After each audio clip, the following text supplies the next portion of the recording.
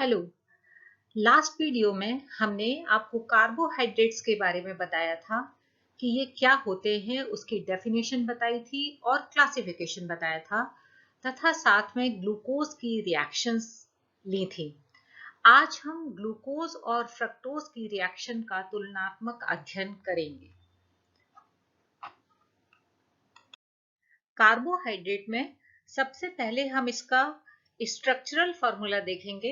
Glucose का structural formula ये है और फ्रक्टोज का स्ट्रक्चरल फॉर्मूला ये है। यह ग्लूकोज और fructose 3rd to 6 carbon atom तक उनका स्ट्रक्चर बिल्कुल सेम होता है, केवल फर्स्ट 2 कार्बन एटम का डिफरेंट होता है।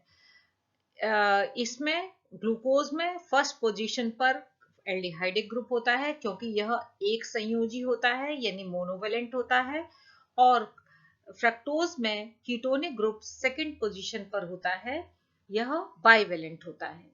दूसरी बात, यहाँ पर हमने D माइनस फ्रक्टोज लिखा है और यहाँ पर D प्लस फ्रक्टोज लगा है। ये D जो चीज है ये हम कॉन्फ़िगरेशन के लिए लगाते हैं। कॉन्फ़िगरेशन हम कैसे देखते हैं कि ये कैपिटल D है या L है। हम इसमें हाईएस्ट कायरल कार्बन एटम को देखते हैं कि उस पर स्मॉलर ग्रुप यदि लेफ्ट साइड में है और बिगर ग्रुप राइट साइड में है तो उसे कैपिटल D कॉन्फ़िगरेशन कहते हैं। और यदि उल्टा है यानी यहाँ पर यदि ये OH इधर होता, H इधर होता तो L कॉन्फ़िगरेशन होता। हमें हाईएस्ट कायरल कार्बन एटम को देखना है। यहाँ देखिए, ये फर्स्ट कार्बन कायरल नहीं है, सेकंड कायरल है, थर्ड कायरल है, फोर्थ कायरल है, फिफ्थ कायरल है। तो इस कार्बन को देखेंगे, यहाँ पर H यानी स्मॉलर ग्रुप लेफ्ट साइड में है और बिगर ग्रुप राइट साइड में है, अतः यह D कॉन्फ़िगरेशन है। इसी प्रकार फ्रक्टोज में भी फिफ्थ कार्बन पर स्मॉलर ग्रुप लेफ्ट साइड में और बिगर ग्रुप राइट साइड में है, अतः यह कैपिटल D कॉन्फ़िगरेशन है। लेकिन यहाँ प्लस साइन हमने किस लिए लगाया है? क्योंकि ग्लूकोज डेक्स्ट्रो रोटेटरी होता है, इसलिए हम इसे डेक्स्ट्रोज भी कहते हैं। डेक्स्ट्रो रोटेटरी मीन्स यह ऑप्टिकल रोटेशन को डेक्स्ट्रो साइड में यानी राइट साइड में घुमा देता है। और यदि हम फ्रक्टोज को देखें तो इसे हम लीवोलोज कहते हैं क्योंकि यह ऑप्टिकल रोटेशन को लीवो साइड में घुमा देता है। तो यहाँ पर माइनस और प्लस साइन ये अलग हैं, लेकिन कॉन्फ़िगरेशन दोनों का ही D कॉन्फ़िगरेशन होता है। अब हम इनकी रिएक्शंस का तुलनात्मक अध्ययन करेंगे। वहां हमने रिडक्शन से स्टार्ट किया था, तो यहाँ भी हम रिडक्शन से स्टार्ट करते हैं। तो ग्लूकोज माइल्ड रिड्यूसिंग एजेंट यानी कमजोर अपचायक अभिकर्मक के साथ, जैसे इसमें लिया है सोडियम अमलगम, इसके साथ CHO ग्रुप किसमें कन्वर्ट होगा, अपचयित किसमें होगा, CH2OH में। जबकि जो कीटोनिक ग्रुप होता है वो सेकेंडरी अल्कोहल में कन्वर्ट होता है, यानी यदि एल्डिहाइड होगा तो प्राइमरी अल्कोहल में कन्वर्ट होगा और यदि कीटोनिक ग्रुप होगा तो सेकेंडरी अल्कोहल में कन्वर्ट होगा। अब जब यहाँ ये CHOH हो जाता है तो इसकी भी प्रोबेबिलिटी है कि OH लेफ्ट साइड में हो और H राइट साइड में हो।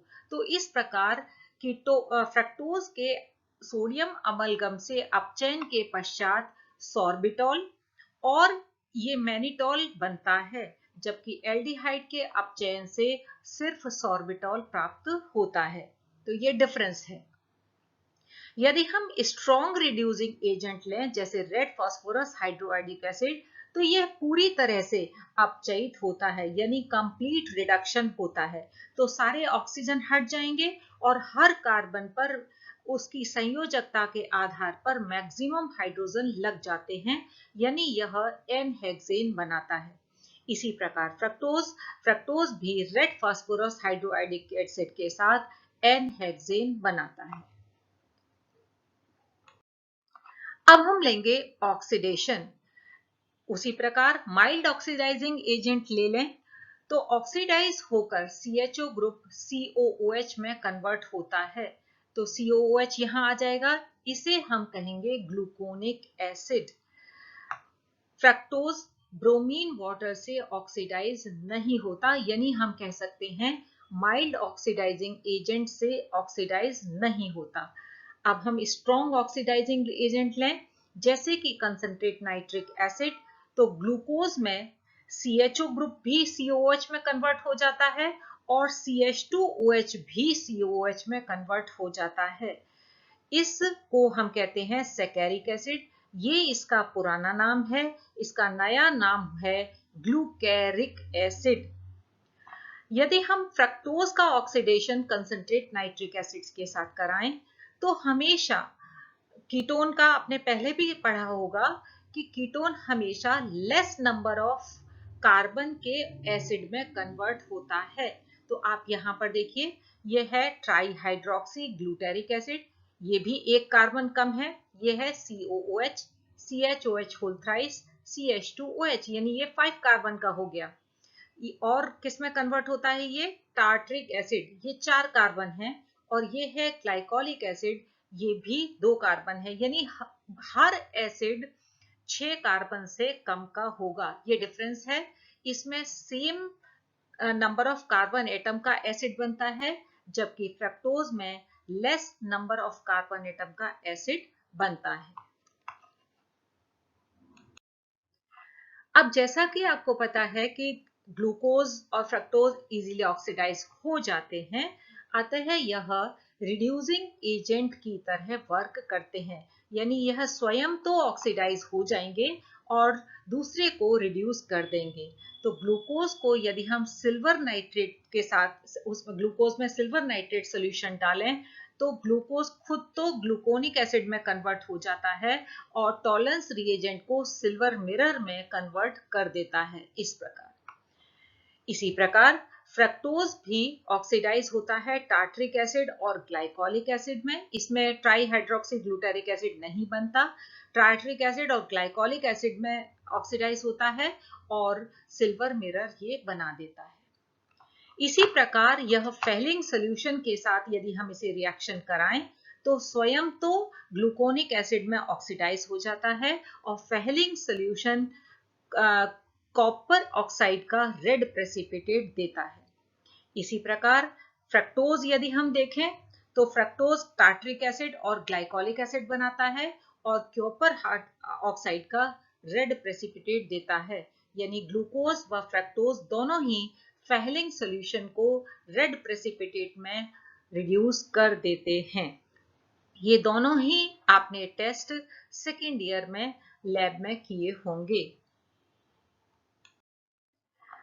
अब हम लेते हैं एडिशन रिएक्शन। कार्बोनिल ग्रुप की आपने रिएक्शंस पढ़ी होंगी, यह एडिशन रिएक्शन और कंडेंसेशन रिएक्शन दोनों देते हैं। तो यदि हम ग्लूकोज का HCN के साथ एडिशन कराएं, तो एल्डिहाइड ग्रुप क्या देता है? साइनोहाइड्रिन। तो ये बनाएगा ग्लूकोज साइनोहाइड्रिन। देखिए CHO, इससे H जुड़ गया और इस दूसरी वैलेंसी से साइनाइड जुड़ गया। यदि हम फ्रक्टोज का HCN से एडिशन कराएं, तो यहां जुड़ेगा, तो ये बॉन्ड खुल गया, H तो O से जुड़ जाएगा और CN यहां जुड़ जाएगा, तो ये हो जाएगा COHCN। इसको हम क्या कहेंगे? Fructose cyanohydrin. अब हम लेते हैं कंडेंसेशन रिएक्शन।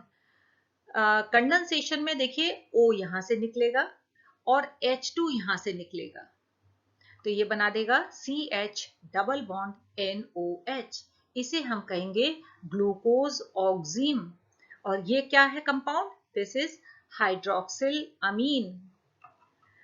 यदि हम फ्रक्टोज का रिएक्शन हाइड्रोक्सिल अमीन से करते हैं, तो हाइड्रोक्सिल अमीन कहाँ कंडेंस होगा? इस पोजीशन पर, यानी O यहां से निकल जाएगा और H2 यहां से निकल जाएगा, तो इसे हम कहेंगे फ्रक्टोज ऑक्सीम। अब जैसा कि हमने पूर्व वीडियो में कहा था कि ग्लूकोज फिनाइल हाइड्रोजीन के 3 मॉलिक्यूल से रिएक्ट होकर ग्लूकोसोजोन बनाता है। ये नॉर्मल जो कार्बोनिल कंपाउंड्स होते हैं उससे डिफरेंट होता है। जैसे कार्बोनिल कंपाउंड फिनाइल हाइड्रोजीन से रिएक्ट करेंगे तो क्या बनाएंगे? Phenyl hydrazone. लेकिन ग्लूकोज क्या बनाता है? ग्लूकोसोजोन, और 3 मॉलिक्यूल से रिएक्ट करता है। तो सबसे पहले एक पुरानी मैकेनिज्म दी गई थी इसके लिए, कुछ इस प्रकार कि ये ग्लूकोज को हमने क्या किया है, क्योंकि इसमें केवल फर्स्ट 2 कार्बन इन्वॉल्व होते हैं, अतः हमने केवल फर्स्ट 2 कार्बन को लिखा है और रेस्ट 4 कार्बन को हमने Z से रिप्रेजेंट किया है। अब फिनाइल हाइड्रोजीन के साथ फर्स्ट स्टेप में क्या होगा कि O यहां से और H2 इसका ये वाटर मॉलिक्यूल निकालेगा और बनाएगा CH double bond N NHPH। इसको तो हम सिंपल कहेंगे ग्लूकोज फिनाइल हाइड्राजोन। अब सेकेंड मॉलिक्यूल फिनाइल हाइड्राजीन का इस पर रिएक्ट करता है और देखिए एक बार यहां देखिए पीएच यहां से और NH2 यहां से, तो ये एक एनिलीन का मॉलिक्यूल निकल गया। अब ये जो NH है इस पर ये दोनों NH यदि जुड़ जाएं तो क्या हो जाएगा? NH3, यानी एक अमोनिया मॉलिक्यूल निकल गया। और अब क्या डेवलप हो जाएगा? देखो यहां से दोनों H हट जाएंगे तो ये क्या बन जाएगा? CO, यानी ये देखिए कीटोनिक ग्रुप डेवलप हो गया। अब इस कीटोनिक ग्रुप पर थर्ड फिनाइल हाइड्रोजीन का मॉलिक्यूल अटैक करता है तो O यहां से और H2 यहां से निकल जाता है। तो ये ऊपर वाला तो हम एज इट इज लिख लेंगे और नीचे लिखेंगे C double bond N NHPH। तो ये बन जाएगा ग्लूकोसेजोन। यानी यहां पर क्या हुआ? पहले CHO पर अटैक हुआ, ये फर्स्ट मॉलिक्यूल जुड़ गया, ये नहीं सॉरी कंडेंस हो गया, और सेकंड स्टेप में क्या होगा कि CHOH से कीटोनिक ग्रुप डेवलप हुआ और फिर थर्ड स्टेप में एक और कंडेंसेशन हुआ। अब आप फ्रक्टोज में देखिए, फ्रक्टोज में तो पहले से कीटोनिक ग्रुप है, तो पहले PH NH NH2 जुड़ा, तो देखिए O यहां से और H2 यहां से, तो ये बन गया C double bond N NHPH। अब बिल्कुल पहले की तरह ही यहां पर फिनाइल हाइड्रोजीन का मॉलिक्यूल क्या करेगा? यहां से PH NH2 यानी एनिलीन मॉलिक्यूल निकल गया और इस NH से ये वाले दो H, एक यहां से और एक यहां से, ये जुड़ गए तो ये हो गया अमोनिया। ओके, और अब इससे दो H हट गए हैं तो ये क्या बन गया? CHO। अब थर्ड मॉलिक्यूल इस पर अटैक करेगा और इस पर ये CH double bond N NHPH बन गया। और क्योंकि ये फ्रक्टोज से बना है इसलिए हम इसे कहते हैं फ्रक्टोसोजोन। इन दोनों में वैसे बिल्कुल स्ट्रक्चर सेम होता है, यानी फ्रक्टोसोजोन और ग्लूकोसोजोन बिल्कुल सेम है। आप देखिए बिल्कुल सेम है। हुआ क्या है, क्या डिफरेंस है? ग्लूकोज में पहले CHO ग्रुप था और कीटोनिक ग्रुप डेवलप हुआ, और फ्रक्टोज में कीटोनिक ग्रुप पहले था और फिर CHO ग्रुप डेवलप हुआ, बस ये डिफरेंस है। लेकिन इस प्रकार की जो ओल्ड मैकेनिज्म थी इसमें दो प्रॉब्लम्स थी, दो ऑब्जेक्शंस थे। ये कहा गया कि फिनाइल हाइड्रोजीन जो कि एक रिड्यूसिंग एजेंट है यहां पर ऑक्सीडाइजिंग एजेंट की तरह कैसे बिहेव कर रहा है। देखिए कैसे पता लगेगा? देखिए यहां फिनाइल हाइड्रोजीन के इस मॉलिक्यूल ने इससे दो H निकाले, निकाले मींस इसका किया ऑक्सीडेशन, इसलिए ये मॉलिक्यूल यहां कैसे बिहेव कर रहा है? As a oxidising agent. तो ये असलियत में तो ये रिड्यूसिंग एजेंट होता है, तो यहां पर ये ऑक्सीडाइजिंग एजेंट की तरह कैसे बिहेव कर रहा है। दूसरा ऑब्जेक्शन ये था कि केवल इसमें दो कार्बन ही क्यों पार्टिसिपेट करते हैं ओसेजोन फॉर्मेशन में, अन्य क्यों नहीं? क्योंकि इसके नीचे भी तो CHOH लगे हुए हैं, तो उससे भी उसी प्रकार से कीटोनिक ग्रुप डेवलप हो जाना चाहिए। ये तब इस ओल्ड मैकेनिज्म को डिस्कार्ड कर दिया गया और एक नई मैकेनिज्म डेवलप हुई। अब हम लेंगे ग्लूकोज व फ्रक्टोज के ओसेजोन फॉर्मेशन की नई मैकेनिज्म जिसे हम कहते हैं वेगेंट मैकेनिज्म। इस मैकेनिज्म में जो दूसरा कार्बोनिल ग्रुप डेवलप होता है, जैसे ग्लूकोज में कीटोनिक ग्रुप डेवलप होता है दोबारा, और फ्रक्टोज में CHO ग्रुप डेवलप होता है। ये दोनों फिनाइल हाइड्रोजीन से नहीं बल्कि एक पुनर्विन्यास या रीअरेंजमेंट द्वारा डेवलप होते हैं। इस रीअरेंजमेंट को हम अमाडोरी रीअरेंजमेंट कहते हैं। यानी मैकेनिज्म का नाम तो है वेगेंट मैकेनिज्म, लेकिन यहां से यहां तक जो दूसरा कार्बोनिल ग्रुप डेवलप हुआ है, यानी यहां से यहां तक इन 3 स्टेप को हम कहते हैं अमाडोरी रीअरेंजमेंट। दूसरी बात, ग्लूकोज में या फ्रक्टोज में ओसीजोन फॉर्मेशन में केवल 2 कार्बन एटम इन्वॉल्व होते हैं, अतः हमने केवल 2 कार्बन को लिखा है, बाकी 4 कार्बन एटम को हमने Z द्वारा रिप्रेजेंट किया है। तो देखते हैं, पहले फिनाइल हाइड्रोजीन का पहला मॉलिक्यूल ग्लूकोज पर अटैक करता है, तो ये यहाँ से ऑक्सीजन और यहाँ से 2 हाइड्रोजन निकलते हैं और इस तरह से कंडेंसेशन रिएक्शन होती है। इसे तो हम कहेंगे ग्लूकोज फिनाइल हाइड्राजोन। अब अमाडोरी रीअरेंजमेंट होता है किस प्रकार से, ध्यान से देखिए। डबल बॉन्ड यहां से यहां आएगा और ये जो H है यहां से यहां आ जाएगा, तो ये हो जाएगा CH NH NH PH। Double bond यहां आ गया और यहां पर हो जाएगा COH। अब ये दूसरा हाइड्रोजन भी ऊपर जाएगा, यानी डबल बॉन्ड यहां से यहां और H यहां से इस कार्बन के पास, तो ये हो जाएगा CH2 NH NH PH और यहां पर कीटोनिक ग्रुप डेवलप हो गया। अब इस कीटोनिक ग्रुप पर फिनाइल हाइड्रोजीन का दूसरा मॉलिक्यूल अटैक करता है, कंडेंसेशन रिएक्शन होगी, ऑक्सीजन यहां से और H2 यहां से निकल जाएगा, तो ये हो जाएगा C double bond N NH PH। अब वापस रीअरेंजमेंट होगा, लेकिन नीचे से ऊपर 2 हाइड्रोजन गए थे, लेकिन ऊपर से नीचे केवल 1 हाइड्रोजन वापस आता है, यानी थोड़ी सी बेईमानी हो जाती है। तो देखिए, डबल बॉन्ड यहां से यहां आ गया और एक H यहां से यहां आ गया और अब सिचुएशन हो गई CH NH NH PH, double bond in दोनों के बीच में, और यहां हो जाएगा C NH NH PH। अब देखिए, हमने यहां पर 2 लाइनें दिखाई हैं, अब यहां से एनिलीन मॉलिक्यूल निकलेगा, तो कैसे निकल सकता है, PHNH यहां से, तो H इस स्थान से, या PHNH यहां से और H यहां से। तो देखिए, फर्स्ट स्टेप लेते हैं, ग्रीन लाइन से जो हमने दिखाया है, PHNH ऊपर से लिया है और H यहां से लिया है, तो सिचुएशन ये बनेगी। और दूसरी स्थिति में जब हमने PHNH यहां से लिया है और H यहां से लिया है, तो ये वाला मॉलिक्यूल बनेगा। अब इस पर थर्ड मॉलिक्यूल फिनाइल हाइड्रोजीन का अटैक करता है, अब एक अमोनिया मॉलिक्यूल निकलता है और इस प्रकार से ग्लूकोसेजोन बनता है।